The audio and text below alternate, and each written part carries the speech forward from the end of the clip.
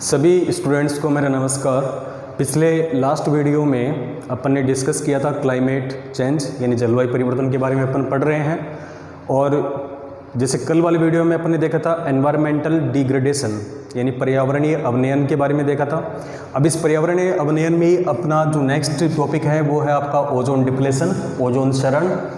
तो ozone gas तो देखो इसमें ओजोन गैस को लिखते हैं अपन O3 से, यानी ओजोन गैस का जो निर्माण होता है तो इसका निर्माण ऑक्सीजन के 3 अणुओं से मिलकर हुआ है या मिलकर होता है। यानी इसमें ऑक्सीजन गैस के कितने अणु मिलते हैं? ऑक्सीजन के 3 अणु के मिलने से इसका निर्माण होता है, के मिलने से इसका निर्माण होता है। ठीक है। ओजोन गैस आपके वायुमंडल में अति अल्प मात्रा में उपस्थित है, अन्य गैसों की अपेक्षा इसकी मात्रा काफ़ी कम है, लेकिन पृथ्वी के सापेक्ष या पृथ्वी की स्थिति के सापेक्ष ये काफ़ी ज़्यादा महत्वपूर्ण गैस है, क्योंकि इसका जो प्रमुख कार्य होता है ओजोन गैस का, जैसे सभी जानते हैं कि ओजोन गैस मुख्य रूप से सूर्य के साथ या सौर विकिरणों के साथ आने वाली जो पराबैंगनी किरणें होती हैं उन पराबैंगनी विकिरणों का यह अवशोषण कर लेती हैं।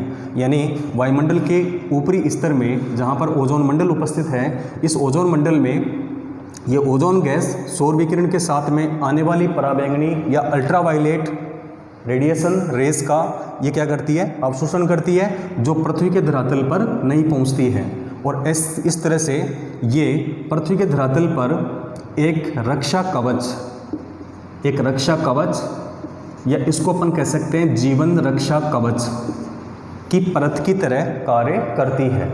एक जीवन रक्षा कवच की तरह कार्य करती है, क्योंकि जो अल्ट्रावायलेट रेज होती हैं या अल्ट्रावायलेट जो आपकी विकिरण होती है वो यदि पृथ्वी के धरातल पर डायरेक्टली पहुंचेगी तो ऐसी स्थिति में इस धरातल का तापमान काफ़ी अधिक बढ़ जाएगा और उसके कारण ग्लोबल वार्मिंग जैसी स्थितियां उत्पन्न हो जाएंगी। दूसरा, पृथ्वी के धरातल पर रहने वाले सभी प्रकार के जीव जंतु, वनस्पति और मानव पर भी इसका हानिकारक प्रभाव पड़ेगा। ठीक है। मानव में कुछ विभिन्न प्रकार के रोग जैसे कि चर्म कैंसर आदि की स्थितियां उत्पन्न हो जाती हैं। ठीक है। तो यहाँ पर ओजोन गैस जो कि आपके ऊपर के वायुमंडल में स्थित है उसको अपन ओजोन मंडल कहते हैं। इस ओजोन मंडल में जैसे सौर विकिरण चलती हुई जब पृथ्वी के धरातल पर पहुँचती है तो ओजोन मंडल में से होकर गुजरती है, जहाँ पर इस ओजोन गैस के द्वारा इन पराबैंगनी या अल्ट्रावायलेट किरणों का अवशोषण कर लिया जाता है। अब देखो इसकी एग्जैक्ट लोकेशन कहाँ पर है? ओजोन गैस की एग्जैक्ट लोकेशन वायुमंडल में कहाँ पर है? तो अब देखते हैं इसकी लोकेशन या इसकी स्थिति, ओजोन की स्थिति। तो देखो पृथ्वी के धरातल के ऊपर वायुमंडल की एक मोटी परत है। पृथ्वी के धरातल के ऊपर वायुमंडल की एक मोटी परत है जिसको अपन ऊंचाई के आधार पर और गैसों के संगठन के आधार पर इसको अलग अलग परतों के अंदर या लेयर्स में इसको डिवाइड किया गया है। ठीक है। अब जैसे इसमें जो सबसे पहली जो परत आती है जो कि धरातल के जस्ट पास में होती है और इसको बोलते हैं अपन ट्रोपोस्फेयर, यानी इसको बोलते हैं शोभ मंडल। इसको क्या बोलेंगे? शोभ मंडल। ठीक है। इस शोभ मंडल के ऊपर वाली जो परत होती है उसको बोलते हैं स्ट्रेटोस्फेयर। इसको अपन क्या बोलेंगे? स्ट्रेटोस्फेयर, यानी इसको बोलते हैं समताप मंडल। समताप मंडल के ऊपर वाली जो परत होती है उसको बोलते हैं मेसोस्फेयर, यानी मध्य मंडल। ठीक है। और इसके ऊपर जो परत होगी उसको बोलेंगे आयनोस्फीयर, और आयनोस्फीयर के ऊपर वाली जो परत होती है उसको बोलते हैं अपन एक्सोस्फीयर, यानी सबसे बाहरी परत जो कि वायुमंडल की है। तो इस तरह से वायुमंडल जो कि धरातल से लगभग 10,000 किलोमीटर की ऊंचाई तक ये फैला हुआ है। तो इसको अपन मुख्य रूप से अलग अलग वायुमंडल की परतों में डिवाइड किया गया है। अब इसमें जो अपने लिए इस ओजोन गैस के लिए जो सबसे महत्वपूर्ण मंडल है वो है आपका स्ट्रेटोस्फेयर, यानी समताप मंडल। इसको हिंदी में क्या बोलेंगे? समताप मंडल। ठीक है। अब समताप मंडल का जो निचला स्तर है, इस निचले स्तर में, इस समताप मंडल के निचले स्तर में ओजोन गैस की सघनता विद्यमान होती है। ठीक है। अगर इसकी अपन मुख्य रूप से इसका सांद्रण देखें तो ओजोन गैस का जो सांद्रण है वो समताप मंडल में 15 से 35 किलोमीटर की ऊंचाई तक ये सघनता के साथ उपस्थित होती है। ठीक है, तो जहाँ पर इसका सांद्रण अधिक होता है, समताप मंडल का जो निचला स्तर होता है, तो निचले स्तर में ओजोन गैस का सांद्रण अधिक होता है, जिसको ओजोन मंडल के नाम से जाना जाता है। इसको क्या बोलते हैं? ओजोन स्फीयर, यानी ओजोन मंडल। ठीक, तो अब ये स्थिति समझ में आ गई कि इसकी लोकेशन कहाँ पर है? समताप मंडल के निचले स्तर में है, जहाँ पर इसकी सघनता अधिक मात्रा में 15 से 35 किलोमीटर के मध्य मिलती है। ठीक है, अब यदि मुख्य रूप से अपन देखें कि ओजोन गैस कितनी ऊंचाई से लेकर कितनी ऊंचाई तक विद्यमान होती है, तो देखो ओजोन गैस मुख्य रूप से 10 किलोमीटर की ऊंचाई से लेकर ये 50 किलोमीटर की ऊंचाई तक मिलती है। ओजोन गैस 10 किलोमीटर की ऊंचाई से लेकर 50 किलोमीटर की ऊंचाई तक मिलती है, जबकि इसकी सर्वाधिक जो सघनता है, या इसको सर्वाधिक नहीं बोलेंगे, इसकी अधिक ज़्यादा सघनता जो है वो 15 से 35 किलोमीटर की ऊंचाई के बीच में मिलती है। और वैसे इसकी जो इसका फैलाव है वो कहाँ से कहाँ तक है? 10 किलोमीटर की ऊंचाई से 50 किलोमीटर की ऊंचाई तक है। ठीक है, ये एक सामान्य बात हो गई। अब यदि इसमें से अपन ये देखें कि 15 से 35 किलोमीटर के मंडल को अपन जहाँ पे इसकी सघनता अधिक होती है उसको ओजोन मंडल कहते हैं। अब इसमें भी यदि देखा जाए कि सर्वाधिक सघनता इसमें कितनी ऊंचाई पर मिलेगी, तो ये ध्यान रखना, ओजोन गैस की जो सर्वाधिक सघनता है, ओजोन गैस की सर्वाधिक सघनता, ओजोन गैस की सर्वाधिक सघनता ये मिलती है 20 किलोमीटर से 25 किलोमीटर के बीच। ये ओजोन गैस की सर्वाधिक सघनता वाला क्षेत्र है। ठीक है, यानी 20 से 25 किलोमीटर की ऊंचाई वाला जो भाग होगा समताप मंडल का, उसके अंदर ओजोन गैस की सर्वाधिक सघनता पाई जाती है। यदि इसका औसत देखें कि इस सघनता का यदि वो औसत आएगा, यदि अपन औसत देखें तो इसमें देख सकते हैं मोटे तौर से कि 22 किलोमीटर की ऊंचाई पर, 22 किलोमीटर की ऊंचाई पर औसत रूप से इसकी सघनता सर्वाधिक होती है। औसत रूप से, औसत यदि इसका देखें तो 22 किलोमीटर की ऊंचाई पर ओजोन गैस की सर्वाधिक सघनता पाई जाती है। और वैसे यदि सर्वाधिक सघनता देखें तो 20 से 25 किलोमीटर की ऊंचाई पर ओजोन गैस सर्वाधिक मात्रा में पाई जाती है। ठीक है, तो यह आपको समझ में आ गया होगा। देखो, ओजोन गैस का जो निर्माण होता है वो ऑक्सीजन के 3 अणुओं के मिलने से ओजोन गैस का निर्माण होता है। क्लियर? ठीक है, अब इसकी ओजोन गैस की जो स्थिति है, तो ओजोन गैस कहाँ पे मिलती है? ओजोन गैस धरातल के ऊपर एक वायुमंडल है, और इस वायुमंडल का जो समताप मंडल है, जिसको अपन स्ट्रेटोस्फीयर कहते हैं, इस स्ट्रेटोस्फीयर में 15 से 35 किलोमीटर की मोटाई के मध्य, या 15 से 35 किलोमीटर के मध्य ओजोन गैस की अधिक सघनता के साथ ये विद्यमान होती है। ठीक है, और इसको बोलते हैं अपन ओजोन मंडल। और इसको डायरेक्टली अपन ऐसे बोल सकते हैं कि समताप मंडल का निचले स्तर में ओजोन गैस की अधिकता होती है, जिसको अपन क्या बोलते हैं? ओजोन मंडल कहते हैं। ठीक है, अब यदि ओजोन मंडल की अपन बात कर रहे हैं कि ये समताप मंडल के निचले स्तर में है, तो सामान्य तौर पर ओजोन गैस कहाँ से कहाँ तक, कितनी ऊंचाई तक मिलेगी? तो ओजोन गैस सामान्य अवस्थाओं में 10 किलोमीटर की ऊंचाई से लेकर 50 किलोमीटर की ऊंचाई तक विद्यमान होती है।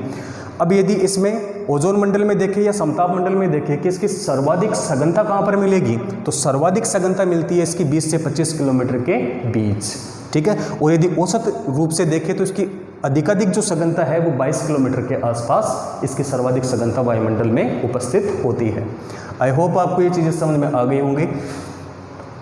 ठीक है, इसके बाद देखो इसमें आगे देखते हैं।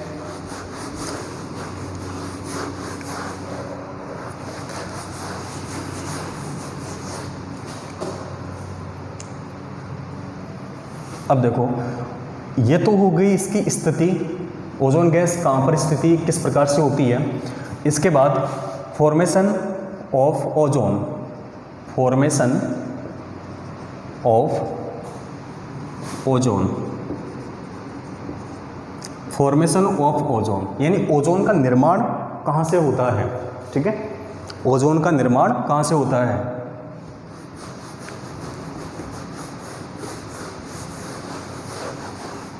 देखते हैं ओजोन का निर्माण या ओजोन गैस का निर्माण। ओजोन गैस निर्माण बोल दो या उसकी उत्पत्ति बोल दो, ओजोन गैस का निर्माण, फॉर्मेशन ऑफ ओजोन। तो ओजोन गैस मुख्य रूप से, ओजोन गैस मुख्य रूप से शीतोष्ण कटिबंध क्षेत्रों में, बहुत इंपॉर्टेंट है, शीतोष्ण कटिबंध क्षेत्रों से या क्षेत्रों में इसका निर्माण होता है। यानी ओजोन गैस का निर्माण मुख्य रूप से कहाँ पर होता है? शीतोष्ण कटिबंध क्षेत्रों में इसका निर्माण होता है। इस शीतोष्ण कटिबंध क्षेत्रों को अपन मध्य अक्षांश भी कहते हैं। शीतोष्ण कटिबंध क्षेत्रों को क्या बोल सकते हैं? मध्य अक्षांशीय क्षेत्र भी इसको कह सकते हैं। क्लियर? तो ओजोन गैस का फॉर्मेशन या फॉर्मेशन ऑफ ओजोन मुख्य रूप से कहाँ पे होता है? शीतोष्ण कटिबंध क्षेत्रों में होता है। इन शीतोष्ण कटिबंध क्षेत्रों को अपन क्या बोलते हैं? मध्य अक्षांशीय क्षेत्र भी कहते हैं। ठीक है। अब इसका जब निर्माण कहाँ पे हो रहा है? शीतोष्ण कटिबंध क्षेत्रों में हो रहा है या मध्य अक्षांशीय क्षेत्र में हो रहा है? तो मध्य अक्षांशीय क्षेत्रों से, अब देखो इसमें ये इंपॉर्टेंट चीज़ है, इसमें मध्य अक्षांशीय क्षेत्रों से यह गैस वायुमंडलीय फेरल कोशिकाओं के द्वारा, वायुमंडलीय फेरल कोशिकाओं के द्वारा ध्रुवीय क्षेत्रों में फैल जाती है।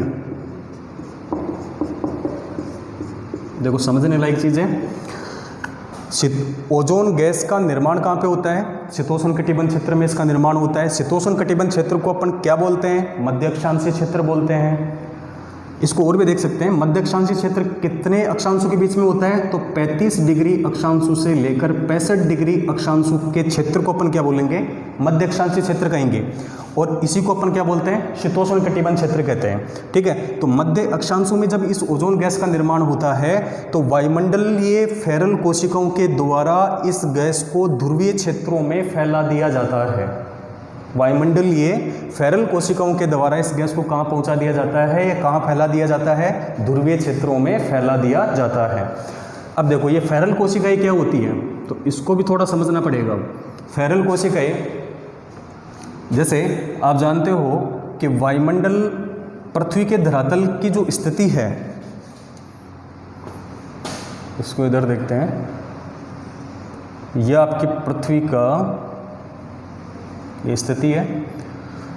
अब इसमें बीचों बीच जो भाग है वो विषुवत रेखा या 0 डिग्री अक्षांश रेखा है, और इसके ऊपर यहाँ पर 0 से 10, इसके बाद में 30 डिग्री अक्षांश, फिर 35 डिग्री अक्षांश, उसके ऊपर 60 डिग्री अक्षांश, उसके ऊपर 65 डिग्री अक्षांश, और ऊपर आ गया आपका 90 डिग्री अक्षांश ध्रुवीय क्षेत्र।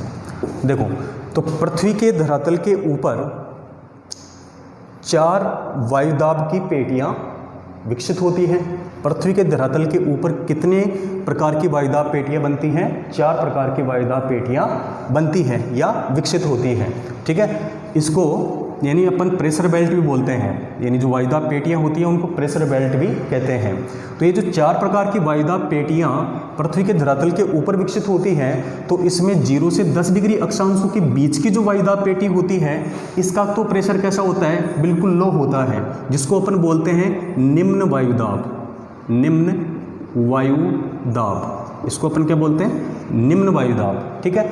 इसके ऊपर 30 से 35 डिग्री अक्षांश की जो पेटी होती है, इसमें वायुदाब कैसा होता है? इसकी अपेक्षा यहाँ पर उच्च वायुदाब, यहाँ पर किस प्रकार की स्थिति होती है? उच्च वायुदाब की स्थिति होती है। क्लियर। इसके ऊपर 60 से 65 डिग्री अक्षांशों के बीच में फिर से यहाँ पर निम्न वायुदाब, फिर से यहाँ पर क्या होता है? निम्न वायुदाब। ठीक। और इसके ऊपर जो 90 डिग्री अक्षांश है, यहाँ पर उच्च वायुदाब, यहाँ पर क्या होता है? यहाँ पर उच्च वायुदाब की स्थिति होती है। तो इसका मतलब पृथ्वी के धरातल के ऊपर 4 प्रकार की प्रेशर बेल्ट विकसित होती है। ये 4 प्रकार की वायुदाब पेटियां बनती हैं। 0 से 10 डिग्री अक्षांशों के बीच में निम्न वायुदाब की पेटी बनती है या निम्न वायुदाब की बेल्ट बनती है। 30 से 35 डिग्री अक्षांशों में उच्च वायुदाब की पेटी बनती है। 60 से 65 डिग्री अक्षांशों में फिर से निम्न वायुदाब की पेटी बनती है और 90 डिग्री अक्षांशों पर फिर एक उच्च वायुदाब की पेटी बन जाती है। ठीक है, इनका अलग से नामकरण भी किया जाता है। जैसे निम्न वायुदाब जो 0 से 10 डिग्री अक्षांशों के बीच में पाई जाती है, इसको बोलते हैं विषुवत रेखीय निम्न वायुदाब की पेटी। 30 से 35 डिग्री अक्षांशों को बोलते हैं, यहाँ पर ये उच्च वायुदाब की पेटी है तो इसको बोलते हैं उपोष्ण उच्च वायुदाब की पेटी। फिर इसके ऊपर 60 से 65 डिग्री अक्षांश की जो पेटी है तो इसको बोलते हैं उपध्रुवीय निम्न वायुदाब की पेटी। ठीक है, और उसके ऊपर 90 डिग्री अक्षांश है जिसको बोलते हैं ध्रुवीय उच्च वायुदाब की पेटी। क्लियर। अब इसमें क्या होता है, एक सामान्य नियम होता है कि जहाँ पर किसी भी स्थान पर देखो, जैसे मान लो ये 2 स्थान है ए और बी, यदि ए स्थान का वायुदाब बी स्थान के वायुदाब से अधिक होगा, यदि ए स्थान का वायुदाब बी स्थान के वायुदाब से अधिक होगा तो जो पवन का प्रवाह होगा वो इस ए से चलता हुआ किधर जाएगा, इस बी की ओर जाएगा। अर्थात किसी भी स्थान पर जो पवन का प्रवाह होता है वो उच्च वायुदाब के स्थान से निम्न वायुदाब के स्थान की ओर होता है। ठीक है, अब जैसे इसमें क्या होगा कि यहाँ पर 0 से 10 डिग्री अक्षांशों के बीच में वायुदाब कैसा है, निम्न है, और 30 से 35 में वायुदाब कैसा है, अधिक है। तो यहाँ से एक पवन का संचार होता है जो कि 30 से 35 डिग्री अक्षांशों से चलती हुई कहाँ पर पहुँचती है, 0 से 10 डिग्री अक्षांश वाली इस न्यून वायुदाब की पेटी में पहुँचती है। ठीक है, ये निम्न वायुदाब है, यहाँ पर उच्च वायुदाब है। क्लियर। अच्छा, ये स्थिति हो गई। इसके ऊपर वाली स्थिति में देखो, यहाँ पर निम्न वायुदाब की स्थिति है और इसमें उच्च वायुदाब की स्थिति है। तो एक पवन यहाँ से ऊपर की तरफ जाती है, इस तरह से एक पवन की स्थिति इस तरह से होती है। फिर यहाँ 90 डिग्री पर क्या होता है, उच्च वायुदाब की स्थिति है और यहाँ पर निम्न वायुदाब की स्थिति है। तो फिर से एक पवन की स्थिति बनेगी जो कि ऊपर से नीचे की ओर बहती है। तो इस तरह से एक पवन ध्रुवीय क्षेत्र से उपध्रुवीय क्षेत्र की ओर बहती है। क्लियर। यहाँ पर 0 से लेकर 30 डिग्री अक्षांशों के बीच में जो ये पवन चलती है उसको अपन बोलते हैं व्यापारिक पवन। इसके ऊपर 35 से 65 डिग्री अक्षांशों के बीच में जो पवन बहती है उसको बोलते हैं पछुआ पवन। और 65 से 90 डिग्री अक्षांशों के बीच में जो पवन बहेगी उसको क्या बोलेंगे, ध्रुवीय पवन। ठीक है, तो इसके आधार पर पृथ्वी के धरातल पर चार प्रकार की वायुदाब पेटियां विकसित होती हैं और इन 4 वायुदाब की पेटियों के कारण यहाँ पर धरातल पर पवन का प्रवाह होता है। निचले स्तरों में जो पवन का प्रवाह होता है वहाँ पर उसको व्यापारिक पवन कहते हैं। मध्य अक्षांशीय क्षेत्र में जो पवन का प्रवाह होता है उसको अपन क्या बोलते हैं, पछुआ पवन बोलते हैं। और उच्च अक्षांशीय क्षेत्रों में जो पवन का प्रवाह होता है उसको अपन ध्रुवीय पवन के नाम से जानते हैं। अब देखो यहाँ पर क्या होता है कि ये जो पवन का प्रवाह है वो धरातल के ऊपर होता है। ये जो पवन का प्रवाह हो रहा है वो कहाँ पर हो रहा है, धरातल के ऊपर होता है। तो इसको अपन धरातल के ऊपर हो रहा है तो देखो यहाँ पर ये न्यून वायुदाब है और ये उच्च वायुदाब है। तो यहाँ से पवन बहती हुई कहाँ पे आएगी, इस न्यून वायुदाब के क्षेत्र में आएगी। ठीक है, अब जब यहाँ पर ये पवन बहती हुई इस वाले क्षेत्र में आती है तो इस वाले क्षेत्र में क्या होता है, तापमान काफ़ी ज़्यादा होता है और उसके कारण यहाँ का वायुदाब कम होता है। तो ऐसी स्थिति में क्या होता है कि यहाँ पर पवन पहुँचने के बाद में गर्म होती है और गर्म होने के बाद में ये वापस से ऊपर के वायुमंडल में उठने लग जाती है और वापस ऊपर के वायुमंडल में उठकर ये जिस स्थान से चलकर आई थी उसी स्थान पर वापस जाकर उतरती है। ठीक है, तो धरातलीय पवन के विपरीत ऊपर के वायुमंडल में प्रतिलोम पवन का प्रवाह होता है और उसके कारण एक इस तरह से एक साइकिल में, एक चक्रीय अवस्था में एक कोशिका का निर्माण होता है जिसको बोलते हैं हैडली कोशिका, जिसको अपन क्या बोलते हैं, हैडली कोशिका। समझ में आ गया होगा। इसके ऊपर यहाँ पर देखो 35 डिग्री से लेकर 65 डिग्री अक्षांशों के बीच में यहाँ पर पछुआ पवन चल रही है। तो धरातलीय जो प्रवाह होगा वो तो होगा कैसे, इस डायरेक्शन में होगा। और जैसे ही ये पवन यहाँ 60 से 65 डिग्री अक्षांशों में पहुँचेगी तो यहाँ पर क्या होता है, पृथ्वी का घूर्णन काफ़ी ज़्यादा बढ़ जाता है और उसके कारण ये हवा फैलने लग जाती है और ये वापस से ऊपर के वायुमंडल में धरातलीय पवन प्रवाह के जस्ट विपरीत बहती हुई वापस 30 से 35 डिग्री अक्षांशों पर नीचे उतरती है। तो यहाँ पर भी एक प्रवाह का पूरा एक चक्रीय अवस्था बन जाती है, एक साइकिल बन जाता है, जिसको अपन बोलते हैं फेरल कोशिका। जिसको अपन क्या बोलते हैं? फेरल कोशिका। ये फेरल कोशिका समझ में आ गई होगी। और इसके ऊपर जो तीसरी इसमें जो कोशिका बनती है तो वो 90 डिग्री से लेकर 65 डिग्री अक्षांशों के बीच में बनती है। और ये जो स्थिति है वो बिल्कुल सेम आपकी हैडली कोशिका की जैसी ही होती है, यानी व्यापारिक पवन की जो स्थिति होती है वो ध्रुवीय पवनों की भी वही स्थिति होती है। तो हैडली कोशिका और ध्रुवीय कोशिका बिल्कुल एक जैसी स्थिति में ये बनती है। ठीक है, तो ये होती है आपकी ध्रुवीय कोशिका।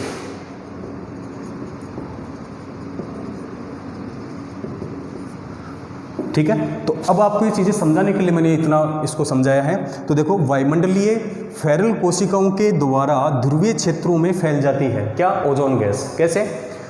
देखो, इसका जो निर्माण हो रहा है वो कहाँ पर हो रहा है? 35 से 65 डिग्री अक्षांशों के बीच में इसका निर्माण हो रहा है। ठीक है, और यहाँ पर जो फेरल कोशिकाएं होती हैं वो फेरल कोशिकाएं देखो, यहाँ से 35 डिग्री अक्षांशों से इसका धरातलीय प्रवाह शुरू होगा और 65 डिग्री अक्षांशों तक जाएगा।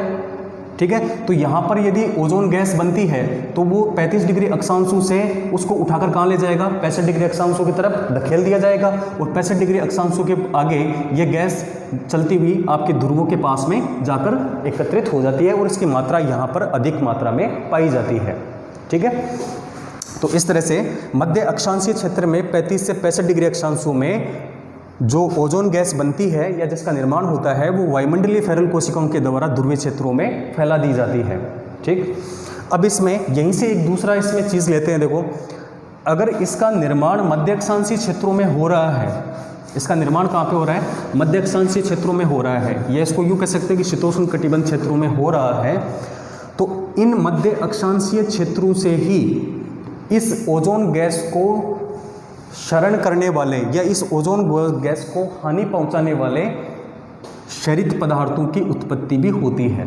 यानी ओजोन का शरण करने वाले गैसों का उत्पादन भी इन मध्य अक्षांशों से ही सर्वाधिक मात्रा में होता है। वो कैसे होता है? क्योंकि आज विश्व के अंदर जो भी विकसित राष्ट्र हैं, जितने भी विकसित राष्ट्र हैं, उनकी यदि अपन अक्षांशीय स्थिति को देखेंगे तो वो लगभग 35 से 65 डिग्री अक्षांशों में सभी विकसित राष्ट्र स्थित है। इसका मतलब इन्होंने जैसे ही औद्योगिक क्रांति का प्रारंभ हुआ था तो उसी समय से लेकर वर्तमान तक ये अपनी औद्योगिक क्रियाओं को बहुत तीव्र गति से संपादित कर रहे हैं। और उसके कारण यानी इन मध्य अक्षांशों में स्थित जो विकसित राष्ट्र हैं उनके द्वारा अधिक मात्रा में औद्योगिकरण की क्रिया करने से ओजोन शरण पदार्थों का निर्माण अधिक मात्रा में किया गया है। या ओजोन शरण पदार्थों का निर्माण कहाँ से हो रहा है? मध्य अक्षांशों से ही हो रहा है। क्यों हो रहा है? क्योंकि मध्य अक्षांशों में विश्व के सर्वाधिक विकसित राष्ट्रों की स्थिति है और वो सर्वाधिक मात्रा में औद्योगिकरण की क्रिया कर रहे हैं। उसके कारण ओजोन को क्षति पहुंचाने वाले पदार्थों का निर्माण भी कहाँ हो रहा है? इसी मध्य अक्षांशों में हो रहा है। और ये जो भी ओजोन को क्षति पहुंचाने वाले पदार्थ हैं, ओजोन का शरण करने वाले पदार्थ हैं, ये भी क्या होंगे? फेरल कोशिका के द्वारा इनको भी कहाँ पहुँचा दिया जाएगा? इनको भी ध्रुवीय क्षेत्रों की ओर विस्थापित कर दिया जाता है। इनको भी ध्रुवीय क्षेत्रों की तरफ विस्थापित कर दिया जाता है। ये भी ध्रुवीय क्षेत्र में फैल जाते हैं। यहाँ तक समझ में आ गया होगा। देखो, ओजोन गैस का निर्माण शीतोष्ण कटिबंध क्षेत्र में होता है, जिसको अपन कह सकते हैं कि ओजोन गैस का निर्माण मध्य अक्षांशीय क्षेत्रों में होता है। मध्य अक्षांशीय क्षेत्र में जब ओजोन का निर्माण होता है तो वो वायुमंडलीय फेरल कोशिकाओं के द्वारा उस ओजोन गैस को ध्रुवीय क्षेत्र की ओर विस्थापित कर दिया जाता है। ठीक है, इसका मतलब ओजोन का जो सर्वाधिक जमाव है वो कहाँ पर मिलेगा? ओजोन गैस का सर्वाधिक जमाव ध्रुवीय क्षेत्रों की ओर मिलेगा। ठीक है, अब इस ओजोन परत को हानि पहुँचाने वाले जो भी पदार्थ हैं या ओजोन को शरण करने वाले जो भी पदार्थ हैं वो सारे के सारे कहाँ पर इनकी उत्पत्ति होती है? वो भी मध्य अक्षांशीय क्षेत्रों में ही इनकी उत्पत्ति होती है। क्यों होती है? क्योंकि इस मध्य अक्षांशीय क्षेत्रों में विश्व की सभी विकसित राष्ट्र यहीं पर स्थित हैं और वो सर्वाधिक मात्रा में औद्योगिकरण की क्रिया करते हैं। उद्योग धंधे सारे यहीं पर विकसित हुए हैं और वर्तमान में भी यहाँ पर सर्वाधिक औद्योगिक क्रिया हो रही है। इसका मतलब यहीं से ओजोन को क्षरण करने वाले पदार्थों की उत्पत्ति होती है, जो ये भी क्या होते हैं, फेरल कोशिकाओं के द्वारा इनको भी कहाँ ट्रांसफर कर दिया जाता है, ध्रुवीय क्षेत्रों में इनको विस्थापित या इनका स्थानांतरण कर दिया जाता है। क्लियर? यहाँ तक समझ में आ गया तो आगे की कहानी समझ में आ जाएगी। ठीक है, अब देखो आगे इसमें